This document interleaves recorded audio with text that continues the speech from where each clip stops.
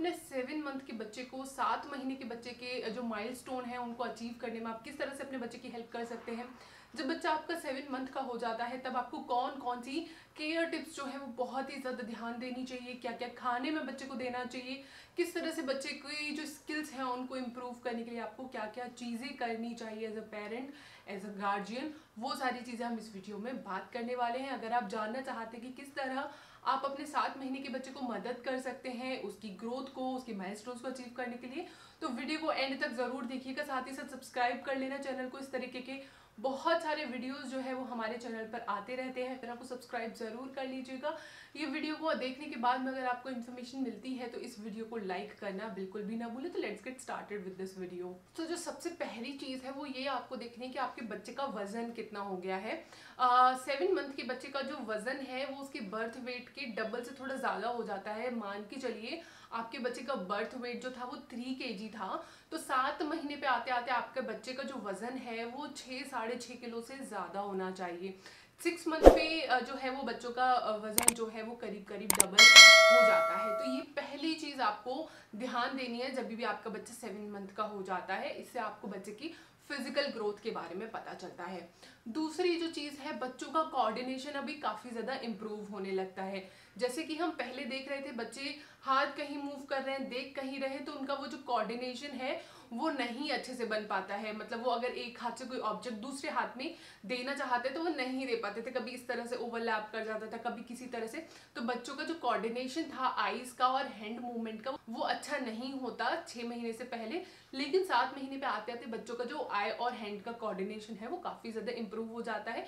7 month पे बच्चे आसानी से कोई भी ऑब्जेक्ट को एक हाथ से दूसरे हाथ में आराम से ट्रांसफर कर लेते हैं। साथ ही साथ 7 मंथ पे आते आते बच्चों को कुछ कुछ गेम्स होते हैं जो काफ़ी ज़्यादा समझ आने लगते हैं, क्योंकि उनको कलर्स का डिफरेंशिएशन समझ आने लगता है, टेक्सचर को वो महसूस कर पाते हैं, उनको जो सेंसेस होते हैं वो काफ़ी ज़्यादा डेवलप हो जाते हैं। तो जो भी आप टॉय दे रहे हैं उसका जो टेक्सचर है उसको भी बड़े अच्छे से पहचान पाते हैं। लाइक अगर आप उसको कोई प्लास्टिक का टॉय दे रहे हैं तो वो उसका टेक्सचर महसूस कर पाएगा। अगर आप इसको स्पॉन्जी बॉल दे रहे हैं तो वो उसका टेक्सचर महसूस कर पाएगा, जिससे कि बच्चे के साथ में खेलना अभी काफ़ी ज़्यादा आसान हो जाता है। 7 मंथ पे आते आते बच्चे का जो क्रॉलिंग है वो बहुत ही ज़्यादा इंप्रूव कर जाती है। बच्चे आगे की तरफ भी क्रॉल कर लेते हैं और कई बच्चे पीछे की तरफ भी क्रॉल करते हैं, जो कि बड़ा अच्छा लगता है देखने में। तो बच्चों की क्रॉलिंग स्किल्स काफ़ी ज़्यादा इंप्रूव करती हैं। साथ ही साथ बच्चे बैठना भी थोड़ा थोड़ा स्टार्ट कर देते हैं। कई बच्चे तो 7-8 महीने पे आते आते प्रॉपर अच्छी तरह से बैठना शुरू कर देते हैं, लेकिन कई बच्चे जो है वो थोड़ा लेट शुरू करते हैं, 5-6 महीने पे शुरू करते हैं। तो 7 मंथ पे वो इतना अच्छे से बिना सपोर्ट के नहीं बैठ पाते। अगर आपका बच्चा 7 मंथ पे बहुत अच्छे से बैठ पाता है तो ये बहुत अच्छी बात है। कमेंट्स में ज़रूर बताइएगा अगर आपका बच्चा 7 महीने पे बहुत अच्छे से बिना सपोर्ट के बैठ पाता है। और अगर नहीं बैठ पाता है तो जैसे कि मैंने आपको 6 मंथ वाले वीडियो में बताया था, 5th मंथ वाले वीडियो में भी बताया था कि आप सपोर्ट लगा के बच्चों को बिठाइए। आप चाहें तो जो सपोर्ट वाले प्लोज आती हैं बच्चों को बिठाने के लिए आप वो परचेज कर सकते हैं। मैं अमेजोन के लिंक नीचे डिस्क्रिप्शन में दे दूंगी। लेकिन अगर आप मेरे जैसे हैं जो कि बहुत कम से कम सामान परचेज करना पसंद करते हैं तो आपको वो कुशन, वो पिलो खरीदने की बिल्कुल भी ज़रूरत नहीं है। मैं क्या करती थी, मैं अपनी डॉटर को बिठा देती थी बेड पे और चारों तरफ से बड़े बड़े कंबल्स लगा देती थी, पिलोज लगा देती थी, जिससे कि उसको एक तो बड़ा कंफर्टेबल लगता था, वो ब्लैंकेट उसको फेमिलियर होता था, वो बड़ी ही कोजी सा महसूस करती थी और बहुत ही इंजॉय करती थी वो उन ब्लैंकेट्स के बीच में बैठना। तो मैं इस तरह से उसको बिठाती थी। तो आप भी उस तरह से कर सकते हैं। वो पिक्चर मैं यहाँ ऐड कर दूंगी, या फिर अगर मैं नहीं ऐड कर पाऊँ, मुझे नहीं मिले, तो आप वो 5th मंथ वाला वीडियो जाके एक बार चेक कर लीजिएगा। और 7 महीने पे बच्चों को टीदिंग का भी फेज जो है वो शुरू हो जाता है। ऑलमोस्ट 6 मंथ पे ही कई बच्चों को शुरू हो जाता है। तो आप टीदिंग के लिए क्या क्या चीज़ें करेंगे उसके लिए मैंने ऑलरेडी वीडियोस बनाए हुए हैं मेरे चैनल पे, तो आप एक बार उन वीडियोस को ज़रूर चेक कर लीजिएगा। क्योंकि टीदिंग के टाइम पे बच्चों को काफ़ी ज़्यादा डिफ़िकल्टी होती है, बच्चों को लूज मोशन लग जाते हैं, इरिटेशन होती है, उनके गम्स में बहुत ज़्यादा इरिटेशन होती है उनको। तो इसीलिए आप एक बार वो वीडियोस को ज़रूर देख लीजिएगा, जिससे कि आप अपने बच्चे के जो टीदिंग का प्रोसेस है, टीदिंग का जो फेज़ है, उसको उसके लिए ईजी बना पाएंगे। उसके अलावा जो बच्चों की जो स्किल्स हैं जो डेवलप होती हैं वो ये है कि वो अपने मम्मी पापा को और अपने फैमिली मेम्बर्स को पहचानना बहुत अच्छे से शुरू कर देते हैं। और जैसे कि मैंने आपको लास्ट वाले वीडियो में बताया था कि जो डिसअपियरेंस वाला कॉन्सेप्ट होता है वो बच्चों का वैनिश हो चुका होता है। बच्चों को समझ आने लगता है कि हाँ मम्मा गई है, अभी आ जाएगी। ये परमानेंट डिसअपीयरेंस वाला जो कॉन्सेप्ट है वो क्या होता है वो मैंने आपको पहले वीडियोस में बताया था, इस वीडियो में नहीं जिक्र करूँगी क्योंकि फिर वीडियो बहुत लंबा हो जाता है। तो जो परमानेंट डिसअपीयरेंस वाला कॉन्सेप्ट है वो खत्म हो जाता है। तो बच्चों को जब आप बच्चों से थोड़ा दूर जाते हैं, काम करने जाते हैं, बाथरूम जाते हैं, तो बच्चों को रोना स्टार्ट हो जाता है क्योंकि उनको लगता है कि नहीं मेरे पास रहो, उधर मत जाओ, ऐसा करके रहता है। तो ये वाला प्रॉब्लम आपको अब थोड़ा थोड़ा देखने को मिलेगा। बच्चे जो है वो एक्सप्लोर करने की कोशिश करते हैं, बेड से उतरने का ट्राई करेंगे, which is really really really dangerous. आपको ध्यान रखना है कि बच्चे को आप हमेशा अंडर सुपरविजन रखें जब आपका बच्चा बेड पे है। अगर आप एक बहुत ही छोटी सी फैमिली में रहते हैं, आप, आपके हस्बैंड, बच्चे, और हस्बैंड ऑफिस चले जाते हैं, अब आपको अकेले बच्चे को देखना है, तो ऐसे में हमेशा ध्यान रखिए जब भी आपको वॉशरूम जाना है या कुछ देर के लिए, कुछ 30 सेकेंड्स के लिए, 1 मिनट के लिए किधर भी तो जाना है, तो भी आपने बच्चे को बेड पे नहीं छोड़ना है। आप नीचे ज़मीन पे एक गद्दा लगा लीजिए, गद्दे पे आप बच्चे को बिठाइए, लिटाइए, जैसे भी आपने बच्चे को खिलाना है, लेकिन बेड पे आप बच्चे को 7 मंथ के बाद में नहीं बिठाना। अंडर सुपरविजन अगर है तो ही आप बच्चे को बेड पे बिठाना, क्योंकि गिरने के चांसेस अब बच्चे के काफ़ी ज़्यादा बढ़ जाते हैं। ये तो हो गई सारी डेवलपमेंट्स की और ग्रोथ की बात। अब बात आती है कि आपको कौन कौन सी चीज़ें जो है वो बच्चे की लाइफस्टाइल में इंक्लूड करनी है एट 7 मंथ ऑफ एज। तो जो पहली चीज़ है वो ये है, आपको बच्चे के खाने का बहुत ही ज़्यादा ध्यान रखना है। हालांकि हम 6 मंथ पे खाने की शुरुआत कर देते हैं बच्चों को, लेकिन कई बार होता ये है कि 6 मंथ जब हम शुरू करते हैं तो इतने अच्छे से बच्चे ना तो सॉलिड्स खाना स्टार्ट कर पाते हैं और ना ही पेरेंट्स उनको खिलाना शुरू कर पाते हैं, क्योंकि आदत अभी भी वो बॉटल फीड की या ब्रेस्ट फीड की होती है। तो ना बच्चे इतनी जल्दी एडजस्ट हो पाते हैं, ना पेरेंट्स जल्दी एडजस्ट हो पाते हैं। तो इसलिए 7 मंथ पे आते आते आपको बहुत ज़्यादा ये ध्यान रखना है कि बच्चे की जो सॉलिड्स है ना अभी एकदम बिल्कुल तरीके से स्टार्ट हो जानी चाहिए। डेली बेसिस पे आपको 1 से 2 मील आपको ज़रूर सॉलिड्स की देनी है, जिनमें आप सेरेलैक दे सकते हैं एक टाइम, दूसरे टाइम आप दाल दे सकते हैं, आप राइस दे सकते हैं। 7 मंथ पे आते थे बहुत सारी चीज़ें जो हैं वो ओपन हो जाती हैं बच्चों की डाइट के लिए। 6 to 7 मंथ का जो मैंने आपको चार्ट बताया था, डाइट चार्ट, वो आप एक बार ज़रूर देखिएगा। वो सारी चीज़ें आप 7 मंथ में बच्चों को दे सकते हैं, जिससे कि बच्चे की जो खाने की आदत है ना, सॉलिड्स खाने की आदत अच्छे से डेवलप हो पाए। नहीं अगर आप शुरू करेंगे तो आप देख लीजिएगा, आपको 1-1.5 साल पे आते आते ना, जब बच्चा 1-1.5 साल का हो जाएगा, आपको बहुत मशक्कत करनी पड़ेगी, आपको बहुत मेहनत करनी पड़ेगी और आप हमेशा परेशान रहेंगे कि हमारा बच्चा सॉलिड्स नहीं खाता, हम क्या करें। मेन प्रॉब्लम यही होती है, हमने सही टाइम पे सही चीज़ नहीं शुरू की हुई होती है। तो इसलिए आपको 7 मंथ पे ज़रूर ये ध्यान देगा, जो सॉलिड खाने का टाइमिंग्स आपको ध्यान रखनी है। आपको टेक्सचर थोड़ा पतला रखना है, कंसिस्टेंसी थोड़ी पतली रखनी है। दाल दे रहे हैं आप बच्चों को, चावल दे रहे हैं, या तो आप प्यूरीज दे रहे हैं, फ्रूट प्यूरीज वगैरह, अच्छे से उसको ग्राइंड करके, अच्छे से ब्लेंड करके आप बच्चों को दें। थोड़ी सी पतली कंसिस्टेंसी होगी तो बच्चे को सॉलो करने में दिक्कत नहीं आएगी।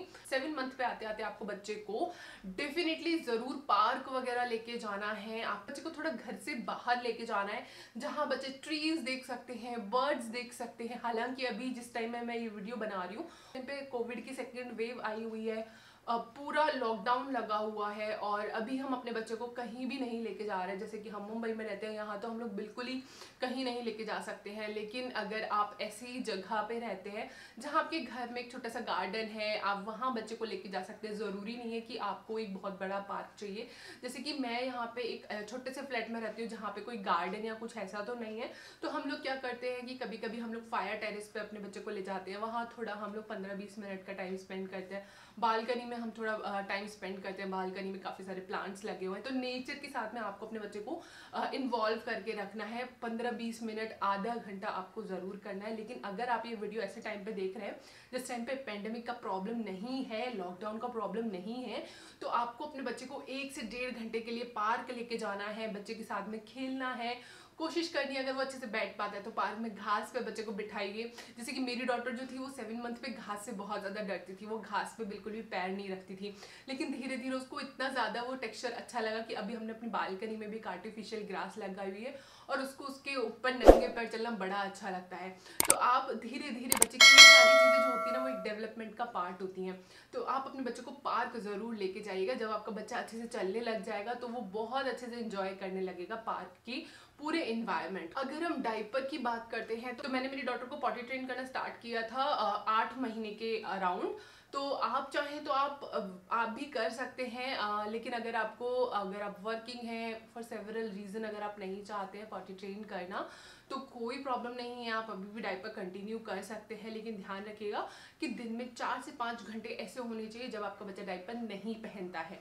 जब आप ये छोटी छोटी शुरुआत करेंगे तो आपको पॉटी ट्रेन करने के लिए कोई एक्स्ट्रा एफर्ट नहीं देना पड़ेगा। आप एक एक घंटे का जो टाइम पीरियड है वो धीरे धीरे आप हर महीने एक एक घंटे बढ़ाते जाइए, और हर महीने 1 घंटे बढ़ाना बिना डायपरिंग का कोई बहुत ही ज़्यादा मुश्किल टास्क नहीं है। अगर आप आज से कोशिश करते कि आपने अपने बच्चे को 3 घंटे बिना डायपर के रखना है, जब आपका बच्चा 8 महीने का हो जाए तब आपने 4 घंटे आपने बिना डायपर के रखने हैं, जब 9 मंथ का हो जाएगा तब 5 आवर्स आपने बिना डायपर के रखने हैं। और ऐसा करते करते बहुत ही जल्दी आपके बच्चे बिना डायपर के रहना सीख जाएगा। रात का डायपर जो है वो थोड़ा छुड़वाना मुश्किल होता है, लेकिन दिन का तो आप आराम से इजीली हटा सकते हैं स्टार्टिंग से ही अगर आप शुरुआत करते हैं।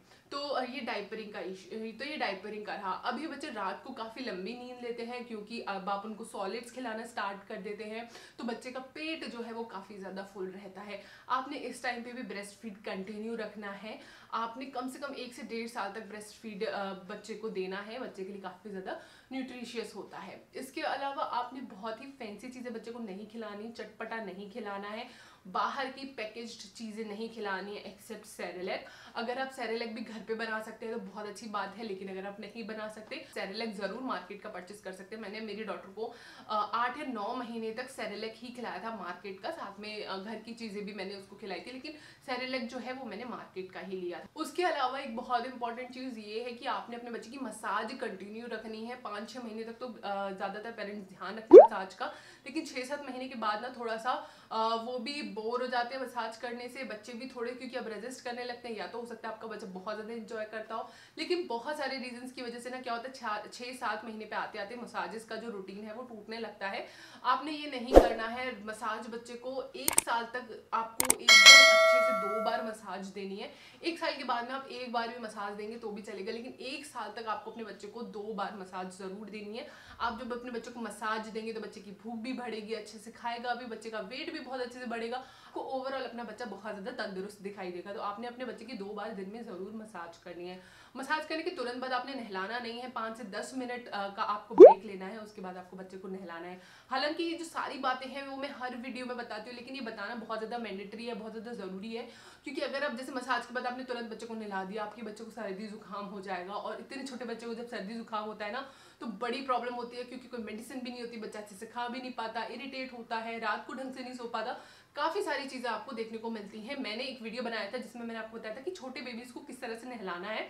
आप एक बार उस वीडियो को ज़रूर देखिएगा, जिसमें मैंने आपको बताया कि मसाज के बाद कितना सब कुछ मैंने उसमें डिटेल में बताया है। तो आई होप कि आपको ये वीडियो अच्छा लगा हो तो प्लीज़ लाइक ज़रूर कर दीजिएगा, चैनल को सब्सक्राइब ज़रूर कर दीजिए। आप किस टॉपिक पे वीडियो चाहते हैं वो भी मुझे कमेंट बॉक्स में ज़रूर बताइएगा। तो चलिए अब हम मिलते हैं नेक्स्ट वीडियो में, तब तक के लिए बाय एंड टेक केयर।